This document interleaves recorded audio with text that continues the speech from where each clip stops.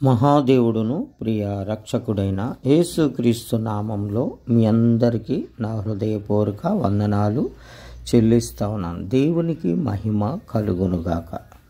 దేవుని యొక్క వాగ్దానము ఉదయమును సాయంత్రం మనము ధ్యానించుట మంచిది. ప్రతి ఒక్కరము కూడా ధ్యానిస్తాము. ఈరోజు దేవుని యొక్క వాగ్దానము హెబ్రీలకు రాసిన పత్రిక 10వ అధ్యాయము 35వ వచనం. కాబట్టి మీ ధైర్యమును విడిచిపెట్టకుడి, దానికి ప్రతిఫలముగా గొప్ప బహుమానము కలుగును. ఆమేన్, హల్లెలూయా. మనము క్రీస్తు నమ్మినటువంటి మనం ఎన్నడూను ధైర్యమును విడిచిపెట్టకూడదు. ధైర్యం విడిచిపెడితే దేవుడిచ్చేటువంటి బహుమానాన్ని కోల్పోతాం. ధైర్యంగా ఉండమని ఎందుకు చెప్తున్నాడో, శ్రమలు వస్తున్నాయి. మొదటిగా ఆ శ్రమలను యందు మనం జయించినప్పుడే బహుమానాన్ని పొందుకుంటాం. కష్టపడకుండా ఏది మన చేతికి రాదు. మీరు దేవుని చిత్తమును నెరవేర్చిన వారై వాగ్దానము పొందు నిమిత్తము మీకు ఓరిమి అవసరమై ఉన్నది.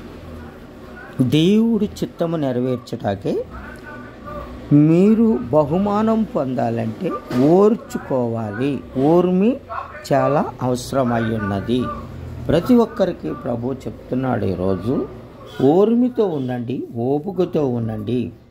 విశ్వాసము, ధైర్యము, దానికి ప్రతిఫలముగా గొప్ప బహుమానము దేవుడు మీకు కలగజేస్తానని చెప్తున్నాడు.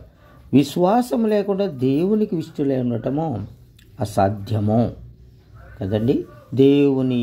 దేవుని యొద్దకు వచ్చువాడు ఆయన ఉన్నాడనియు తామును వెదుకు వారికి ఫలము దయచేయువాడనియు నమ్మవలెను.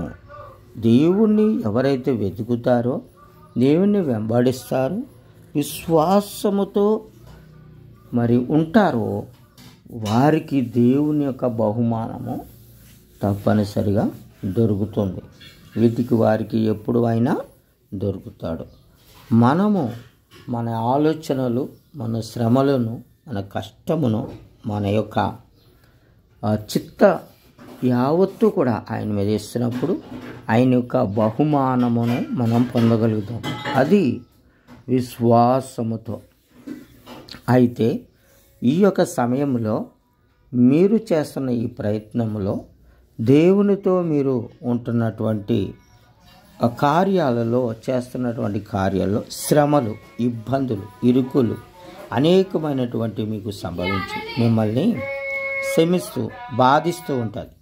శుభ కార్యములు, మంచి కార్యములు చేయటానికి దేవుని యొక్క మహా కృప మనకు తోడై ఉంటుంది. కానీ శ్రమలు అనేటువంటి వస్తాయి. మీరు శ్రమలో ఉన్నారు, శ్రమ పడుతున్నారు, ఇబ్బందుల్లో ఉన్నారు, ఇబ్బందులు పడుతున్నారు.